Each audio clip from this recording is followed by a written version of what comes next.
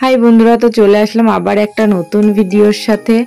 তো আজকে ছিল আমার মেয়ের পরীক্ষা আর আমি চলে যাচ্ছিলাম মেয়ের সাথে স্কুলে, কারণ মেয়ের পরীক্ষার টাইমে মেয়েকে একদমই স্কুলে একা একা ছাড়ি না, তাই জন্য ওর সাথেই চলে গেছিলাম স্কুলে। আর ওকে দেখো স্কুলের ভিতরে ঢুকিয়ে দিলাম, আর এখানে দেখো সব গার্জিয়ানরা দাঁড়িয়ে আছে।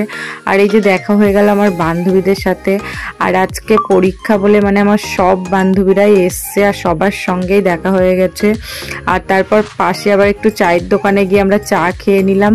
আর এখান থেকে স্কুলের সামনে না আমাদের মানে বৃষ্টি হচ্ছিল বলে অত একটা বসার জায়গা ছিল না বলে আমরা পাশে একটা আমাদের এখানে বিশাল বড় মনসা মন্দির আছে, তো ওখানেই আমরা সবাই মিলে চলে গেছিলাম। আর দেখো মন্দিরে চলেও এসছি আমরা। আর দেখো তোমরাও দেখলেই বুঝতে পারবে কত পরিমাণে বৃষ্টি হচ্ছিল, চারিদিকটা দেখেছো ভেজা ভেজা। তো যাই হোক আমরা মন্দিরের ভিতরে ঢুকে গেছি। আর দেখো এখানে আরো গার্জিয়ানরা বসে আছে বাচ্চাদের স্কুলে দিয়ে এসে। আর প্রথমেই তোমাদের মা মনসার দর্শন করিয়ে দিলাম। আর এটা কিন্তু খুব জাগ্রত মন্দির, আমরা কিন্তু প্রত্যেক বছর মনসা পুজোতে এই মন্দিরেই পুজো দিতে আসি। আর ওরা একটু মাকে প্রণাম করে নিচ্ছিল।